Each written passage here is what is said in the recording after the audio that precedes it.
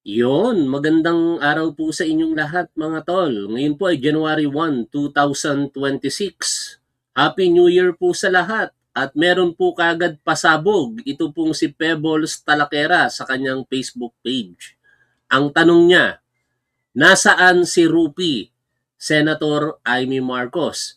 Sa huling bahagi ng maikling video na ito, sinabi niya pa nga dito, akala mo naman mabait o mabuti talaga itong si Jaime Marcos eh. Sandali lang mga tol at nagtatahulan bigla yung mga aso. Sarado muna natin ang pinto. At yun nga, ito na po.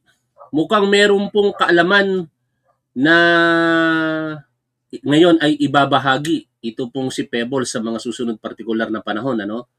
Kasi sinasabi niya, ito daw pong Rupi na ito ay bagman ni Senator Amy Marcos. At ngayon, wala na daw po ito dito sa Pilipinas. Ito daw po, di umano, ayon kay Pebbles, pinalipad niya papuntang Vienna, Austria. Bakit kaya sa Vienna, no? At saka totoo kayang bagman ito ni Senator Amy Marcos? Kayo ba ay naniniwala dito kay Pebbles Talakera? Pakinggan po ninyo mga tol ang kanyang pasabog sa unang araw po ng taong 2026. Nasaan si Rufy? Amy Marcos, nasaan yung bagman mo na si Rufy? Balita ko, nasa Vienna na siya. Kasama pa ang dalawang mong staff. Bakit mo sila pinatakbo? Bakit mo sila pinaalis ng Pilipinas? Anong meron? Pinatakbo daw, pinaalis daw ni Senator Amy Marcos ng Pilipinas. Anong meron? Alam niyo mga tala, ito po ay pasabog lamang ni Pebbles Talakera. Hindi po natin sinasabi kaagad na ito po ay totoo. Ano? Pero mabigat po ang paratang na ito ni Pebbles sapagkat pag sinabing bagman, ito yung katiwaldas, ito yung katiwala ng kaperahan ng mga gumagawa ng illegal. No? Kasi pagka bagman, illegal ang ginagawa. Dahil kung ito po ay legal, hindi dapat bagman ang tawag sa kanya kung hindi treasurer. Tuloy po tayo dito. So, ang tanong, Amy Marcos, nasaan si Rufy? The bagman. Alam mo naman talaga matino si Babal. Diba? Nasaan si Rupi the Batman? Akala mo naman talaga matino si Babal. Wag na tayong magbulahan pa dito pag sinabing babalo.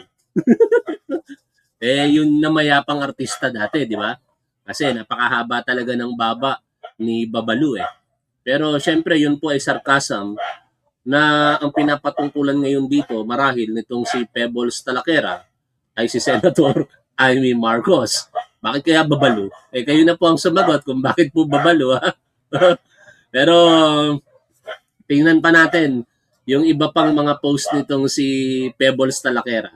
Kasi ito pong una niyang post na sinasabi niyang unang pasabog ngayong 2026 ay 6 na oras po ang nakalipas ng kanya po itong ipinost. Pero nasundan po ito ng ikalawang video na 4 na oras naman po ang nakalilipas. Pero dito, hindi na po si Amy Marcos ang kanyang tinutukoy, kung hindi si Iyotman. Ay, sino ba si Iyotman? No? Pero ang binabanggit niya na pangalan dito, Pulong Duterte. Sabi niya kasi dito, nagpatawa na naman si Pulong Duterte. Ama ka na, Iyotman, sabi ni Pebbles Talakera. Pakinggan natin ito mga tol. Ay, sorry. Sorry. Take 2 tayo, take 2. At nakamute pala. Ayan. Alam mo, itong mga nakaraan, tatawa ako talaga kay Pulong Duterte. Ito, may babasahin ulit tayo ha. Ayan, sabi ni Pulong Duterte, as we welcome 2026, ang hiling natin ay simple pero mahalaga. Isang mas maayos kaysa 2025, mas makatao, mas tapat, at malaya mula sa bangag na administrasyon. Sabi niya, isang mas maayos kaysa sa 2025, sino ba ang nanggulo ng 2025? Sino ba ang nagpa-people's power? Sino ba ang nagbalak na ipapatay ang presidente? 'Di ba? Kayo. Alam mo ikaw,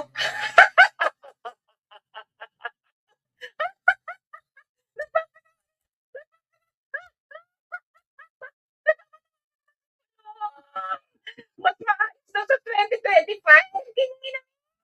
Kayo nga ng gulo. Diyos ko dahil. Hindi ka nagtatrabaho. Yung kapatid mo rin si Sarah, VP Presidente, lagi nasa The Hague. Pucha, puro kayo people's rally, hindi naman kayo nanalo. Pero sa kabila nung hindi pagtatrabaho, taas pa ng rating na Sara Duterte. Daw, taas ng rating. Kakaiba talaga. Aba, natawa ba? Gusto daw ni Pulong, sa 2025. Na, ikaw, natawa ka ba? Sabi ni Pulong, mas maayos daw sa 2025. Mas maayos daw. Pero mas interesado ako dito sa una, mga tol eh. No? Ito kasi yung panibagong parang pagpipiestahan na naman po ito sa social media. Kasi alam niyo pagka may mga sinasabi itong si Pebbles Talakera, sabi nga nung ilang manonood natin dito, katotohanan eh. Sa akin naman, nangyayari. Kadalasan yung mga sinasabi niya. Hindi ko man sinasabi kaagad na yun ay fact kaagad. Pero pagka lumipas ang mga panahon, totoo nga. Oh. Kaya nagiging makatotohanan, sabi ko dito. Pero sabi nung isang manonood, hindi, katotohanan kaagad ang sinasabi ni Pebbles Talakera. It's up to you. Kung kayo po'y maniniwala dito sa mga pasabog ngayon, itong si Pebbles, Rupi, ang alias o pangalan, di umano, ng bagman ni Senator Amy Marcos ayon kay Pebbles Talakera. At ito daw po ay nasa Vienna, Austria ngayon. Pinaalis. Ang tanong, bakit daw pinaalis nitong si Senator Amy Marcos ang kanyang bagman? Bakit sa Vienna, Austria pinapunta? No? Sana madagdagan pa ni Pebbles Talakera yung mga susunod na impormasyon kaugnay po nito, Kailangan malaman natin. Kasi kung sa ganito pa lamang, pare-parehas tayo nagtatanong, sino tong si Rupi? Pero kung matatandaan po ninyo, may mga post previously itong si Pebbles Talakera dito rin po sa page niya na ito na sinasabi niyang sangkot di umano ito pong si Senator Amy Marcos sa kalakaran ng Pogo. Ayon po yan kay Pebbles Talakera. Mababasa nyo naman at mapapakinggan yan sa kanyang mga vlog. But again, sana magpahayag dyan ng kaukulang reaksyon itong si Senator Amy Marcos. Kung yan po ba ay may katotohanan o wala. Kasi hindi naman po simpleng vlogger itong si Pebbles eh. Sikat po talaga ito. Ako nga, kahit paano may nanonood sa atin eh. Umaabot din ng minsan 1,000 ang nanonood sa atin. Ngayon, pag pinagsama-sama natin, kulang-kulang 400 na kayo. At pretty sure, madadagdagan pa yan maya-maya habang tumatagal itong live streaming natin. Meaning, may mga sinasabi tayo dito na nakakalap ng ating mga kababayan at naging impormasyon para sa kanila. Itong si Pebbles Talakera, ang dami po talaga nitong mambabasa at manonood. Dahil hindi lang naman sa engagement niya sa kanyang Facebook page siya napapakinggan ng tao. Ang dami pong nagre-react dito ng mga vlogger na katulad ko. Yung iba nga, mga sikat pa. Ang lalaki po ng mga channels at libo-libo po talaga ang nanonood sa kanila. Kaya the moment na meron pong bigkasin ito sa kanyang Facebook page, kumakalat po talaga ito. At yung impormasyon na yon nagiging kalat sa publiko. Kasiraan ito para kay Senator Amy Marcos. Biruin mo, sabihin ba ni Pebbles Talakera na meron kang bagman, tapos pinalipad mo pa sa Vienna, Austria. Tapos sinasabi niya na ikaw ay sangkot sa Pogo. Sabi nga ng ilang mga nagkokomento na rin sa kanya, nababansagan na kayong Pogo Queen eh. At kung babalikan natin ang isa sa mga kontrobersiya na ibinato kay Sara Duterte nitong nakaraang 2025 kung saan lumabas ang nagngangalang Ramil Madriaga na sinasabi din na siya po ay bagman di umano ni Sara Duterte, ayon po sa kanyang abogado na si Attorney Raymond Palad, meron daw pong nakita ito pong si Ramil Madriaga na isang senador na kasabay niyang kumukubra ng pera galing sa Pogo. Pero hindi pinangalanan ni Ramil Madriaga kung sino po ang senador na yon. Ngunit malakas po ang ugong sa comment section na ang tinutukoy po ng mga nagbabasa at nakapanood ng tagpong iyon, di umano, kayo daw po, Senator Amy Marcos. O, paano yan? Kayo'y panay akusasyon, partikular sa inyong kapatid. Sinasabihan nyo ang inyong kapatid na gumagamit ng illegal na droga. Tapos nagde-demand kayo sa kanya na magkaroon ng ultimate sacrifice. No? Ibig sabihin, bitawan niya na ang kanyang pwesto o kaya tigilan niya na yung sinasabi mo na paggamit niya ng illegal na droga. Eto ngayon, meron na namang panibagong kontrobersiya sa inyo naman muli, Senator Amy Marcos. Anong masasabi nyo dito?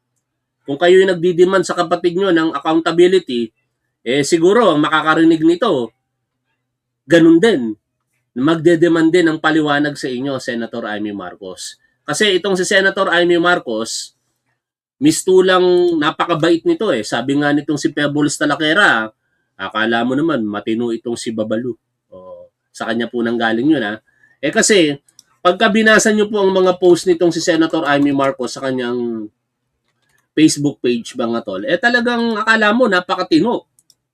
No? Biruin ninyo. Basahin natin yung kanyang post doon sa hinggil sa budget. May mga paganito-ganito pa siya. Kaya ayokong pumirma. Ang budget na ito ay giniling, pork pa rin. Giniling lang para hindi halata. Kaya ayokong pumirma. Dagdag pa natin yung kanyang naging official statement noong yesterday. Ukol sa hindi pagpirma sa 2026 GAA. Hindi ako pumirma sa giniling budget, ayon sa kanya.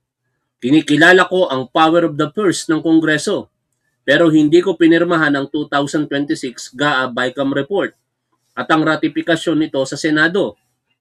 Una, hindi ako sang-ayon sa pagbawas ng pondo sa flagship projects ng pamahalaan. Kala mo talagang napaka-concern no? Lalo na ang foreign assisted projects ng DPWH at DOTR. Umabot sa 124.58 billion pesos ang kinaltas mula sa NEP. Kahit hindi naman flood control ang mga proyektong ito at kasama pa ang North-South Commuter Railway at Metro Manila Subway. Ikalawa, mali para sa akin na ilipat ang tinanggal na flood control funds patungo sa mga soft fork gaya ng MAIPIP, AIX, TUPAD, PAFF, FMR at LGSF. Mga programang matagal nang iniuugnay sa political incentives. Ang dagdag na pondo rito, 143.83 billion pesos mula sa NEP. Pero kung babalikan po ninyo ang kasaysayan ng AIX in particular, makikita nyo po si Senator Amy Marcos na mamahagi po ng AIX sa mga programa ng DSWD na ang ahensya dapat ang nangunguna. Makikita nyo po doon sa ilang pagkakataon si Senator Amy Marcos na mumudmod ng AIX. Anong kaipokritahan ito mga tol? Tuloy pa natin. Tuwing mababanggit ang soft fork, hindi ko maiwasang isipin na ito'y pork barrel pa rin. Ang budget na ito ay giniling, pork pa rin. Giniling lang para di halata. Kaya ayokong pumirma. Di ba? Bidang-bida ang datingan niya rito sa mga pahayag niya, no? Na para bang siya talaga ay tagapagbantay ng pondo ng bayan. Pero tandaan po natin, si Senator Amy Marcos ay naging senador taong 2019. Panahon ng Duterte administration. At taong 2020, 2021, 2022, ang binanatan dito nitong si Pebbles Talakera na si Pulong Duterte ay nakakuha ng 51 billion pesos in total sa mga taong iyon para sa kanyang unang distrito sa City of Davao. Ibig sabihin, kung nangyari yon, hinayaan lamang, hindi nagsalita itong si Amy Marcos. Kaya dito makikita ninyo ang kanyang bias toward Duterte and bias against his brother, her brother, na si Pangulong Bongbong Marcos. Pagka Duterte ang pinag-uusapan, magbibingi-bingihan lang ito. Magkikipit balikat. I do not know kung bakit. May kapakinabangan ba siya? Sabi nga doon sa pasabog, di ba? Merong isang senador na hindi pinangalanan na nakikinabang sa Pogo. Ang Pogo ay namayagpag sa panahon ni Rodrigo Duterte. 2019, naging senador itong si Senator Amy Marcos. Sa mga pagkakataon na nasangkot ang Duterte administration sa mga kontrobersiya, hindi natin kailanman napakinggan na nagpahayag ng pagka-concern itong si Senator Amy Marcos katulad po ng ginagawa niya sa ngayon sa ilalim ng administrasyon ng kanyang kapatid na si Pangulong Bongbong Marcos. Ano ang dahilan, mga tol? No? Yung 51 billion pesos na sinasabi natin ngayon, ito po ay makatotohanan sapagkat kumpirmado po talaga ito sa isang hearing ng House of Representatives. Ito pong sinamayapa at dating Undersecretary Catalina Cabral ay inamin na meron po talaga na allocated na 51 billion pesos para sa unang distrito ng Davao. Pero ang figure na yan ay bahagyang niliitan ni Pulong Duterte. Sa kanyang kumpirmasyon, totoo. Ngunit hindi 51 billion pesos, kung hindi 49 billion pesos ang napuntang budget sa kanyang distrito. Aba mga tol, sa kasaysayan ng Kongreso at budget ng Pilipinas, walang sinumang kongresista ang nakakuha ng ganyang kalaking pondo maliban po dito kay Pulong Duterte. Kaya talagang ito po ay record holder sa mga kongresista. Siya talaga ang pinaka nakakuha ng napakalaking budget sa kasaysayan po ng Pilipinas. Pero ngayon, ang kanyang budget ay naglalaro lamang sa daang milyon, 600 million plus lang yata, no? Kaya hindi siguro matanggap nitong si Pulong Duterte mula sa pagkakaroon ng 49 billion pesos ayon sa kanya, pero 51 billion pesos talaga ang pinag-uusapang budget ayon po sa record ng DPWH. Ito na siya ngayon, nagsasalita na, no? Kunyari makatwiran, kunyari makatao. Kasi sabi niya nga rito, mas makatao, mas tapat at malaya mula sa bangag na administrasyon. O kakaiba, di ba? Look who's talking. Pero siyempre, ang dating senador na si Antonio Trillanes ay hindi po basta-basta papayag lamang na ganyan-ganyan ang mangyayari. Kaya ako, bilib na ako kay Sentry, kay Senator Trillanes. Kasi, biruin ninyo, talagang inilalagay niya ngayon ang kanyang sarili, ang kaligtasan niya sa alanganin para lamang labanan. Hindi lang naman ngayon Simula pa lamang ng kumakandidato sa national position ang Duterte, si Rodrigo Duterte, talagang ibinubunyag na to ni Sentry, no? Na ang Duterte, si Rodrigo Duterte, hindi dapat pagkatiwalaan kasi maraming mga hindi tamang gawain yan. At ngayon, isa dito yung anak niya na si Pulong Duterte, hindi daw po ito palalagpasin ni Sentry. At kakasuhan niya ito ngayong Enero, aabangan natin yan. Kaugnay po ng 51 billion pesos na pondo na natanggap niya noong 2020, 2021 at 2022. Balikan po natin ang balita ng bilyonaryo news channel kung saan nakapanayan po nila ito pong matapang na si Senador Trillanes. Pinuna ni dating Senador Antonio Trillanes ang ICI dahil sa umano'y hindi pag-iimbestiga kina Congressman Paulo Duterte at Senador Bongo. Kung hindi raw ito gagawin ng komisyon, tama lang daw na magsara ito. Kaugnay niyan, makakausap natin si dating Senador Antonio Trillanes. Magandang gabi po, former Senator Trillanes. Magandang gabi po sa inyo, kasama Willard. Sir, paano ho ninyo i-assess ang performance ng ICI so far? Bagsak po, no? Kasi alam nyo, sinusubaybayan ko to simula nung create ito nung August o September, tinitignan ko kung paano nila ikakandak yung investigation. Ordinarily, dapat sisimulan nila yung investigation kung saan ba ito nanggaling, kailan ba ito nagsimula. So, ang nangyari, sporadic kung saan-saan lang ng ang investigation na nagsisimula. Tapos, yung mga malalaki na talagang pinakamalalaking mga insertions at anomalous transactions, kagaya nga nung kay yung 51 billion pesos na insertion ni Pulong Duterte sa isang distrito niya, at yung kay Bongo na 7 billion pesos worth na contracts, 200 contracts ito na binigay niya sa tatay at sa kapatid niya, hindi man lang ipinatawag si Bongo, tapos si Pulong pinatawag, pero hindi sinipot, tapos gano'n na lang. Hindi man lang inulit. So yun ang problema ko dito sa ICI na ito, ay talagang is either duwag sila o hindi sila marunong mag-imbestiga or nakompromiso na ito. Di ba mga tol? Dito makikita ninyo na talagang concern si Sentry sa mga gawi nito pong mga Duterte at mga kaalyado nito. Kaya hinahanap natin ito kay Senator Amy Marcos. No? Bakit pagdating sa mga Duterte, may mga rumors ng kontrobersiya, tahimik kayo, hindi kayo nagsasalita, ayaw ninyong pansinin? Ang pinakamasaklap nga sa akin bilang supporter ng ating Pangulong Bongbong Marcos kung hindi ako nagkakamali sa pagkakaalala sa petsa, January 28, 2025,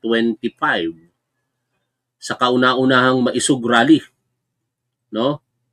Itong si Rodrigo Duterte nagsalita. Is it 2025 or 2024? Nakalimutan ko bigla, no? Pero sabi niya doon, meron tayong bangag na Pangulo. Di ba? Mga ganun ang litanya nitong si Rodrigo Duterte. At si Senator Amy Marcos nasa sideline. Nakikinig. Katabi si Sara Duterte. Tapos tatawa-tawa pa. Kaya masakit yun para sa ating mga supporter na makikita natin yung kapatid kinukutya na yung kanyang kapatid sa harapan ng entablado sa publiko, no? Tapos, tatawa-tawa ka pa.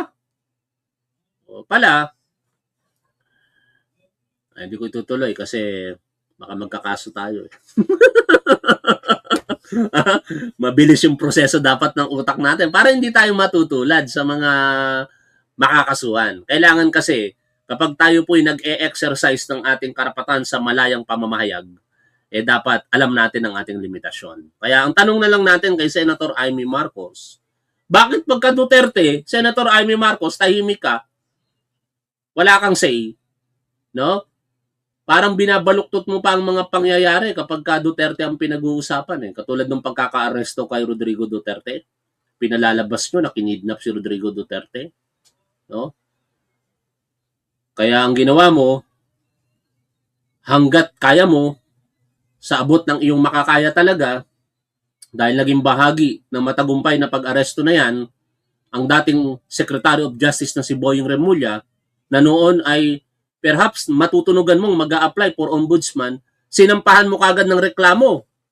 No? At ganun nga ang nangyari, nag-apply si Boying Remulla for ombudsman at isa sa mga naging balakid yung isinampa mong reklamo pero hindi ka nagtagumpay. Kasi alam naman natin ang nangyari kinalaunan. Ombudsman na ngayon si Boying Remulla. At tayo ngayon, nananawagan sa ombudsman. Baka naman, no? Baka naman ito pong mga pasabog ni Pebbles Talakera, mabigyan nyo po ng pansin. Pero syempre, hindi naman pwedeng salita lamang, Madam Pebbles Talakera no? Sana may mga ebidensya kang ilatag dyan para kahit paano makarating ito sa tanggapan ng Office of the Ombudsman at once and for all, itong mga alegasyon kay Senator Amy Marcos mabigyan ng pansin at maimbestigahan. Kasi kung may katotohanan mga tol na itong si Senator Amy Marcos ay merong bagman, ibig sabihin merong illegal na ginagawa ito. Kung totoo ang sinasabi ni Pebbles Talakera. O balik tayo sa pakikinig kay Trillanes. Sa ngayon, Senator, iisa na lang ang commissioner na natitira sa ICI at yan ang kanilang chairman na si Justice Andres Reyes Jr. Umaasa pa ho ba kayo na mapapatawag pa si Paulo Duterte muli at maimbestigahan o ipapatawag at least si Senator Bongo? Alam niyo po, I am not expecting anything anymore kasi nung nandiyadyaan pa yung sinasabi nila na maaayos daw at magagaling ng mga commissioner, duwag rin naman hindi rin naman pinatawag di ba? Kaya aasa lang tayo sa wala. Alam niyo, nagbigay na ako sa kanila ng mga dokumento, nagbigay ako sa kanila ng sulat para man lang madala doon yung kanilang investigasyon kasi doon nagsimula Si Bernardo na key witness nila na ginamit, ang nagtalaga niyan si Bongo. Si Diskaya na isang isang primary suspect nila, ito ay namayagpag noong panahon ni Duterte at si Bongo. Yan, kay Diskaya wala ring salita itong si Senator Amy Marcos kasi kung talagang sa katwiran si Senator Amy Marcos, pansinin niya lahat. Hindi yung parang selective siya sa kanyang kapatid, sa administrasyon nito at sa mga taong nakapaligid dito.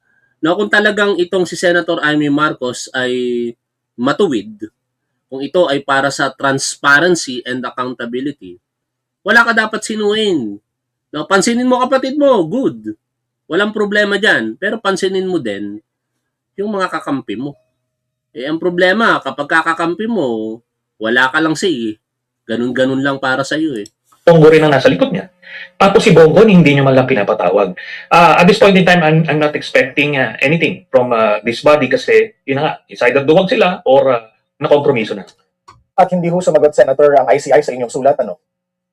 Hindi po, hindi sumagot. Tapos ito yan. Alam niyo po ba na marami pang mga retired police diyan. Ito si General Azurin. At dati nung una si Mayor Magalong sila daw yung mga investigador na magagaling. Pero alam niyo hindi man lang sila tumungtong dun sa Davao City sa district ni Pulong at nung pumunta man lang nag-picture taking. Napakadali lang naman po niyan kasi makukuha niyo yung mga kontrata ng 51 billion na yon. Doon sa kontrata niyon makikita niyo yung mga kontratista na ginamit ni Pulong. Papatawag nyo lang yun dyan, hanapin asan dito yung project mo. O pagka makikita mo kung ghost siya, di wala kang makikita project. Kung substandard siya, di ora mismo makikita nyo na. Hindi ginagawa. So, anong ginagawa nitong mga ito the past few months? Yun ang problema natin. Given that, sir, mas pabor ho ba kayo na ipasa na at itulak ng palasyo as urgent at hindi lang simpleng priority ang panukalang bubuo sa Anyway, ang pinaka-inaabangan ko dyan sa interview na yan, sa isang separate interview din pala kakasuhan nitong si Trillanes ngayong Enero, itong si Pulong Duterte, no? Yan talaga yung isa sa mga anticipated na action ni Trillanes sa taong ito. And idagdag na rin natin dyan yung kanilang isinusulong na rally bilang pagsuporta sa panawagan ng impeachment kay Sara Duterte. Ngayong Enero, kung hindi ako nagkakamali, sa katapusan ng Enero, bumubuo po sila ng aktibidad para doon at ito ay magiging malawakan din. Susuporta ito sa panawagan na muling ma-impeach si Sara Duterte na sa ating pagbilang ay 36 days na lamang mula ngayon. No, kaya ang bilis ng panahon. Sinimulan po natin ito, mahigit 170 days ang counting natin. Pero ngayon, 36 days na lamang. At sa February 6, 2026, muling pwede nang hainan ng impeachment complaint si Sara Duterte.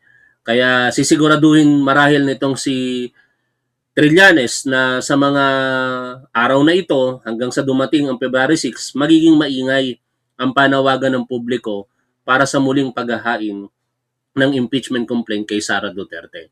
Yan naman para sa akin ay makatwiran sa dalawang pagkakataon. Bakit? Katotohanan kasi ang hinahanap natin dito. Katotohanan ba ang sinasabi ni Antonio Trillanes, ang kanyang mga akusasyon